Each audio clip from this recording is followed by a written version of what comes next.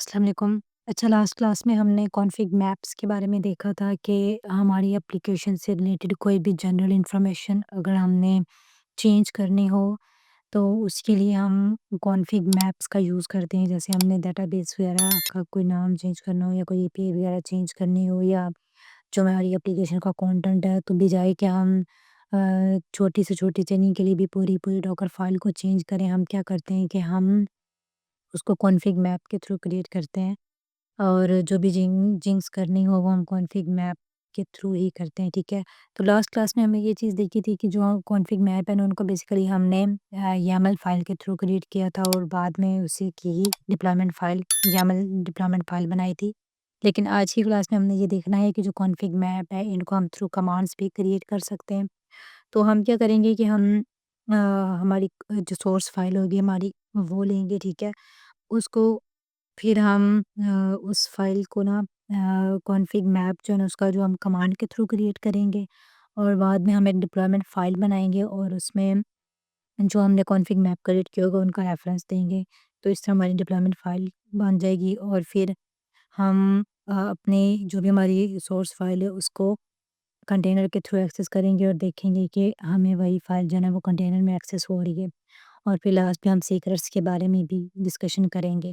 तो यहाँ पे ना सबसे पहले हमारे पास क्या होना चाहिए कि लेट्स से कि हमारे पास जो हमारी एप्लीकेशन फ़ाइल है उसका नाम है सैंपल डॉट कॉन्फ, ठीक है? और इसमें हम अपना कुछ भी कोड जो है ना उसको रख लेते हैं, like this is my configuration file, ठीक है?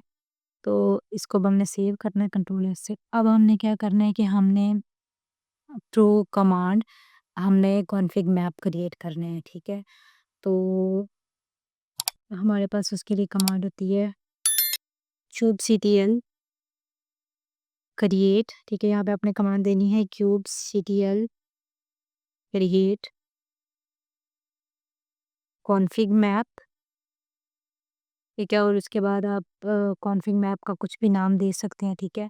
तो हम इसका नाम दे देते हैं माई मैप 1 और लास्ट पे आपने बताना है कि आपने किस फ़ाइल का कॉन्फ़िग मैप क्रिएट करना है, ठीक है? तो उसके लिए हम लिखेंगे hyphen hyphen from hyphen file और इज़ इक्वल में हम जो हमारी सैंपल डॉट कॉन्फ फ़ाइल है इसका नाम दे देंगे सैंपल डॉट कॉन्फ एंड एंटर।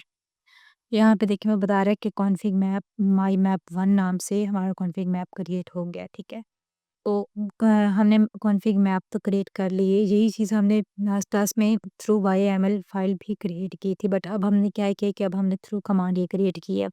अब नेक्स्ट में हमने क्या करना है कि हमने डिप्लॉयमेंट फ़ाइल क्रिएट करनी है जिसमें हमने पॉड क्रिएट करनी है, पॉड के अंदर हमने कंटेनर क्रिएट करना है और कंटेनर के अंदर हमने इस फ़ाइल को बनाना है बट थ्रू YAML फ़ाइल और उसमें ही हमने इस कॉन्फ़िग मैप का रेफ़रेंस भी देना है, ठीक है? तो उसके लिए हम एक न्यू फ़ाइल बना लेते हैं और इसका हम नाम रख लेते हैं डिप्लॉयमेंट डॉट YAML, ठीक है? और इसका जो कोड है ना उसको हम कॉपी पेस्ट कर लेते हैं।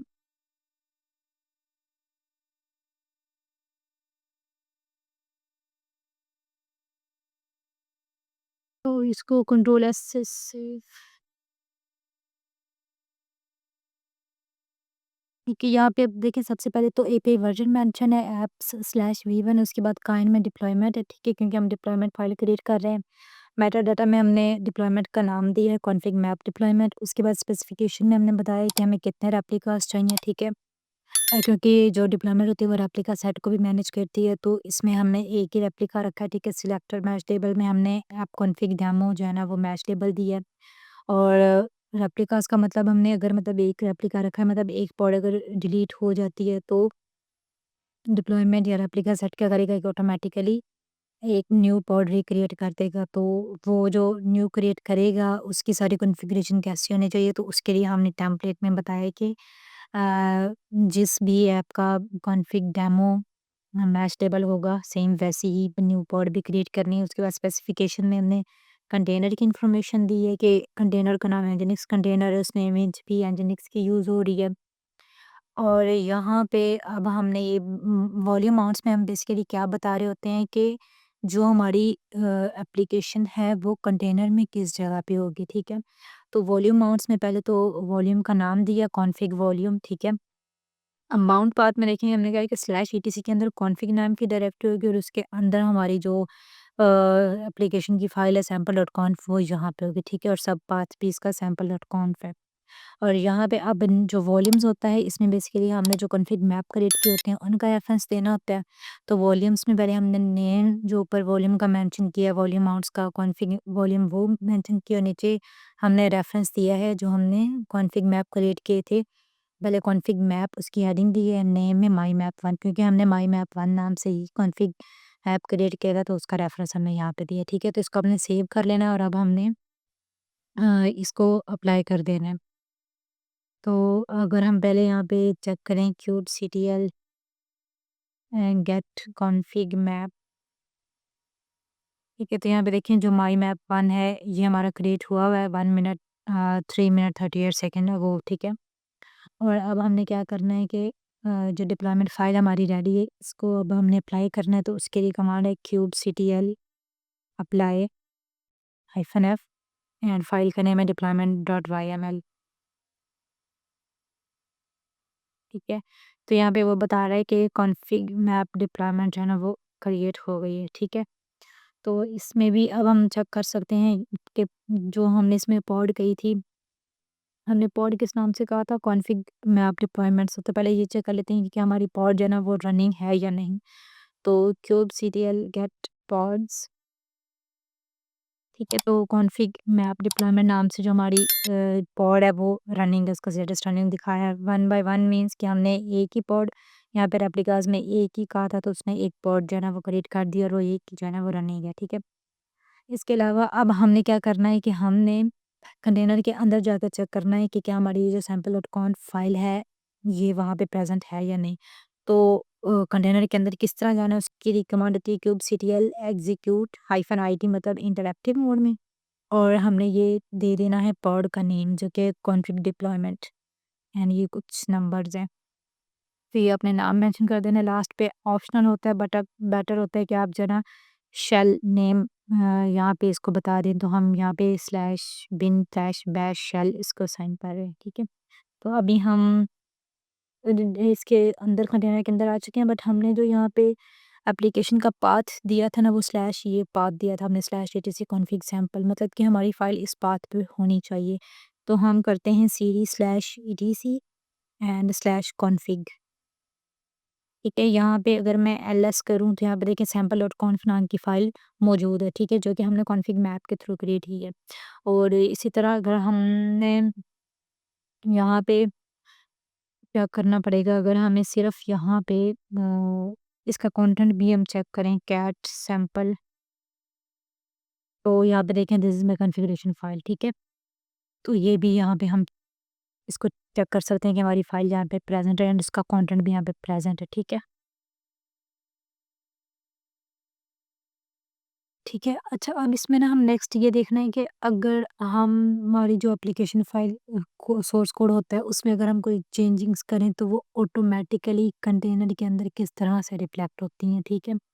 तो अब देखिए जैसे मैंने यहाँ पे सैंपल डॉट कॉन्फ में एक सेकंड लाइन ऐड की, ठीक है? इसी तरह अगर मैं यहाँ पे एक थर्ड लाइन भी ऐड करूँ this is my a third code line, ठीक है?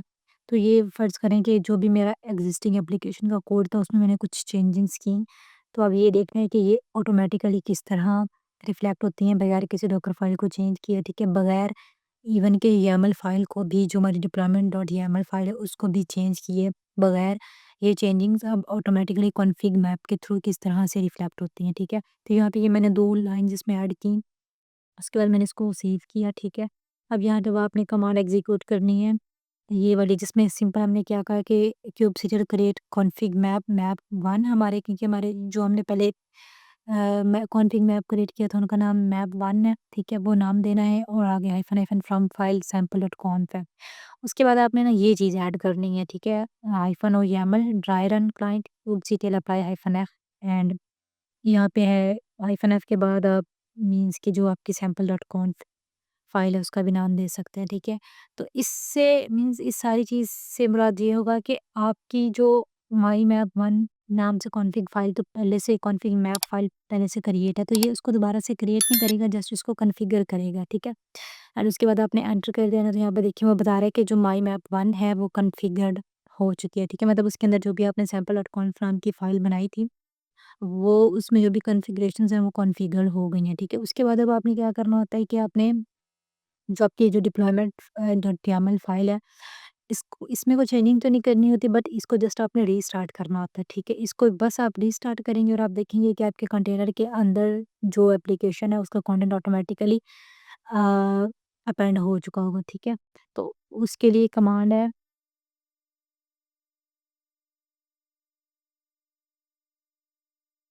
ये कमांड है kubectl rollout restart deployment, ठीक है? मतलब आपने डिप्लॉयमेंट को रीस्टार्ट करना, और हमारे जो डिप्लॉयमेंट का हमने नाम दिया था वो कॉन्फिग मैप डिप्लॉयमेंट है, ठीक है? तो मीन्स कि जो हमने डिप्लॉयमेंट.yml फाइल के अंदर जो हम नेम मेंशन करते हैं ना डिप्लॉयमेंट का, वो वाला नेम आपने यहाँ पे देना है। तो यहाँ पे देखिए वो बता रहा है कि जो डिप्लॉयमेंट डॉट एप्स मीन्स के कॉन्फिग मैप डिप्लॉयमेंट नाम की जो डिप्लॉयमेंट है वो आपकी रीस्टार्ट हो चुकी है। अब आपने क्या करना है कि दोबारा से आपने हाँ, पॉड्स चेक करनी है, गेट पॉड, क्योंकि जब आप रीस्टार्ट करते हैं ना तो पॉड ऑटोमेटिकली रिक्रिएट हो जाती है, तो उसका नाम चेंज हो जाता है। तो आपने पहले एक दफ़ा इसका नाम चेक कर लेना है, और फिर आपने कंटेनर के अंदर जाना है इस पॉड नेम को यूज़ करके kubectl execute -it and pod name आएगा कॉन्फिग मैप डिप्लॉयमेंट, ठीक है? तो उसके बाद आपने शेल दे देना है hyphen hyphen slash bin slash bash and enter, ठीक है? यहाँ पे अब हमारी जो फ़ाइल का पाथ है वो था CD slash etc slash config, और यहाँ पे अगर हम एलएस करें तो ये हमारी सैंपल डॉट कॉन्फ नाम की फ़ाइल है, ठीक है? और इसको अगर हम कैट करें सैंपल डॉट कॉन्फ, ठीक है? यहाँ पे देखें this is my configuration file first line, then ये सेकंड लाइन एंड ये थर्ड लाइन। मीन्स कि जितना भी कोड हमने सैंपल डॉट कॉन्फ में अपडेट किया है, जो भी चेंजेस हमने की थी वो सब ऑटोमेटिकली हमारे कंटेनर के अंदर रिफ्लेक्ट हो चुकी हैं, ठीक है? तो ये फ़ायदा होता है कॉन्फिग मैप को यूज़ करने का कि आपको जब भी अपनी एप्लीकेशन के कंटेंट में, एपीआई में, डेटाबेस में कहीं भी कोई चेंजिंग करनी हो, जनरल चेंजिंग्स, ठीक है?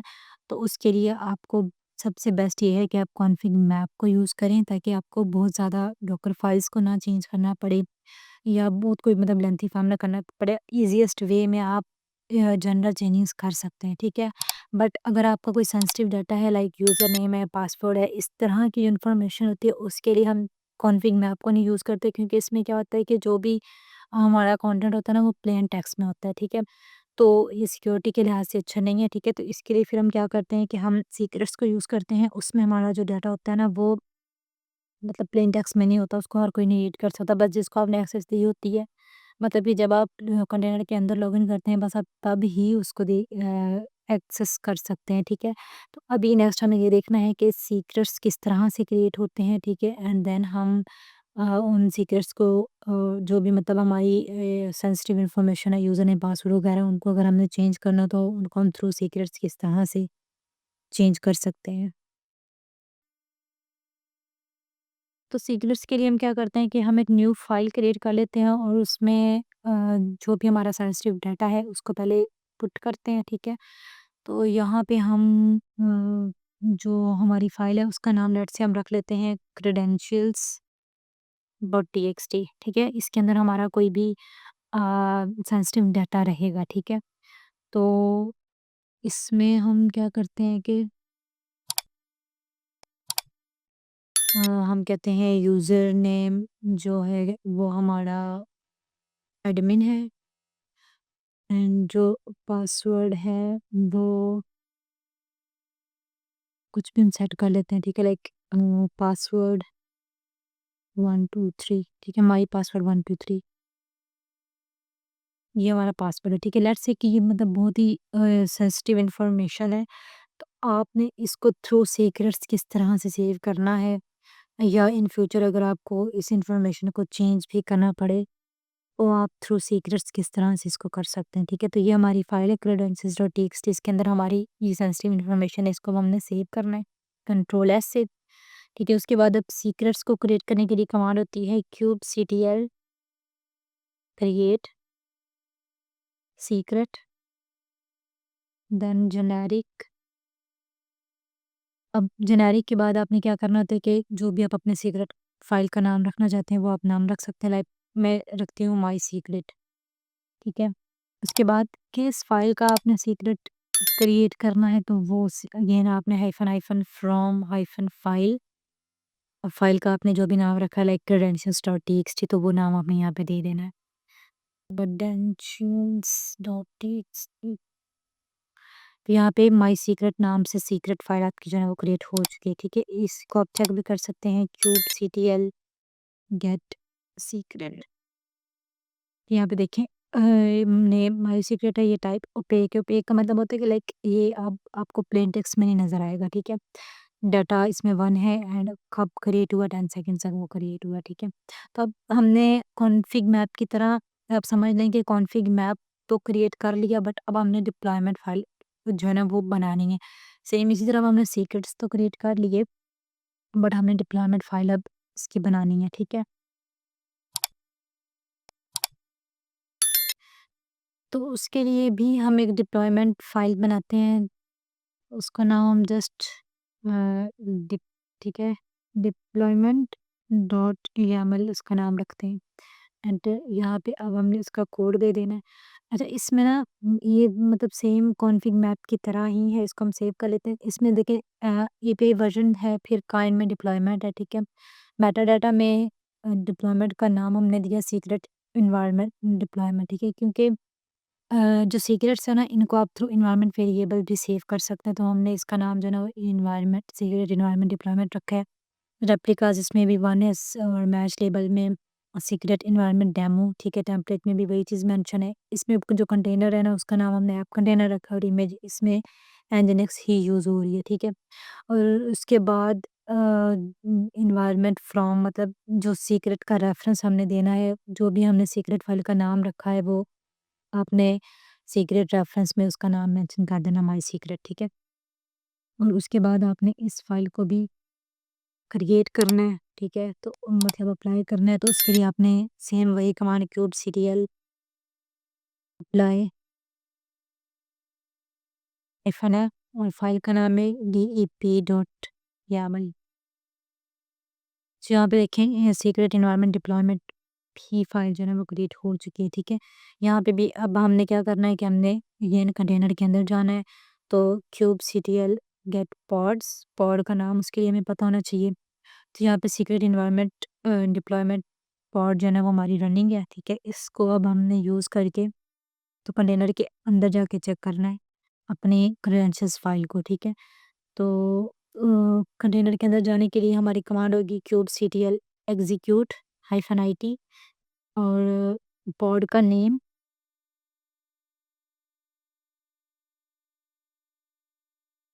और उसके बाद shell name slash bin slash bash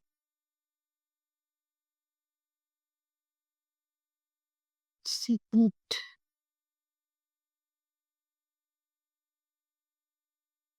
अच्छा स्लैश बिन, ठीक है? अभी हम इसके अंदर आ चुके हैं, ठीक है?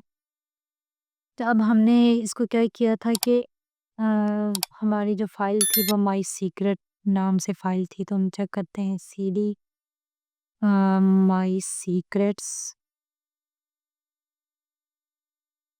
माय सीक्रेट बस।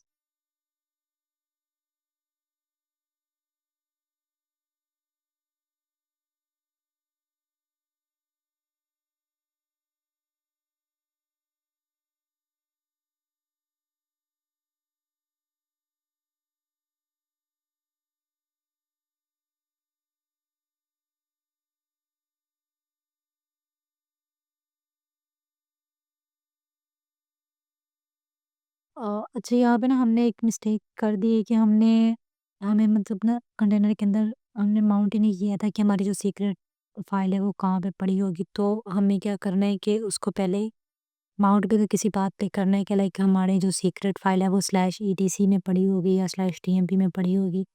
तो उसके लिए हमें इस कोड को चेंज करना पड़ेगा, और इसको दोबारा से अप्लाई करना पड़ेगा।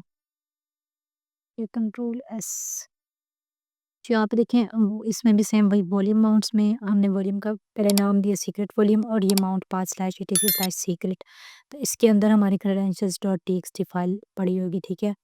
और यहाँ पे इसको हमने एक्सेस जो है ना रीड ओनली की सिर्फ एक्सेस दी है, ठीक है। मतलब कोई इसको चेंज नहीं कर सकता, जस्ट रीड कर सकता है। उसके बाद सीक्रेट जो हमने सीक्रेट क्रिएट किया माई सीक्रेट उसको यहाँ पे रेफरेंस दिया है, ठीक है। तो अब हमने इसको क्या करना है कि दोबारा से अप्लाई करना है। सो क्यूब ctl अप्लाई -f और dip डॉट yaml, ठीक है। तो यहाँ पे सीक्रेट वॉल्यूम जो है ना अब हमारी दोबारा से क्रिएट हो गई है, ठीक है। अब हमने क्या करना है कि गेट पॉड्स करनी है। तो ये वाली हमारी अब जो पॉड है ना वो क्रिएट हो गई है, ठीक है, सीक्रेट वॉल्यूम डिप्लॉयमेंट नाम से, ठीक है। ये वाली इसका नाम सीक्रेट वॉल्यूम डिप्लॉयमेंट है। अब हम इसके अंदर जाते हैं क्यूब ctl एग्जीक्यूट -it इस पॉड का नाम hyphen slash bin slash bash, ठीक है। तो अब हमें जाना है cd slash etc slash secret directory के अंदर। यहाँ पे अगर हम ls करें तो हम देखें credentials डॉट txt फाइल है और इसको अगर मैं कैट करूँ credentials डॉट txt, ठीक है। तो यहाँ पे देखिए user name is equal admin and password वो हमें दिखा रहा है, ठीक है। लेकिन अब ना ये सिर्फ़ हमने क्योंकि इसको रीड ओनली एक्सेस दी हुई है ना, तो कोई भी पर्सन इसको चेंज नहीं कर सकता। तो अगर आप चाहें कि मतलब इसकी जो अ, कॉन्फ़िगरेशन है या यूज़र नेम एंड पासवर्ड वगैरह अगर कुछ चेंज करना है तो आपको यहाँ पे परमिशन पहले डिफ़ाइन करनी पड़ेगी तभी आप चेंज कर सकते हैं, ठीक है। बट ये वे होता है कि आप किस तरह से अपनी सेंसिटिव इन्फॉर्मेशन को सिक्योर करते हैं थ्रू सीक्रेट्स इन कुबरनेटिस, ठीक है। तो आई होप आपको कॉन्फ़िग मैप में और सीक्रेट्स में जो डिफरेंस है वो समझ आ चुका होगा, ठीक है। जो कॉन्फ़िग मैप है उसको हम यूज़ करते हैं जनरल कोई भी इन्फॉर्मेशन हमने ऐप से रिलेटेड उसमें कोई कॉन्फ़िगरेशन करनी हो तब, और सीक्रेट्स को तब हम यूज़ करते हैं जब हमने सेंसिटिव डाटा के साथ डील करना हो, तब हम सीक्रेट्स को यूज़ करते हैं, ठीक है। तो स्टिल आपका इन दोनों टॉपिक से रिलेटेड कोई भी क्वेश्चन हो तो आप कमेंट्स में पूछ सकते हैं।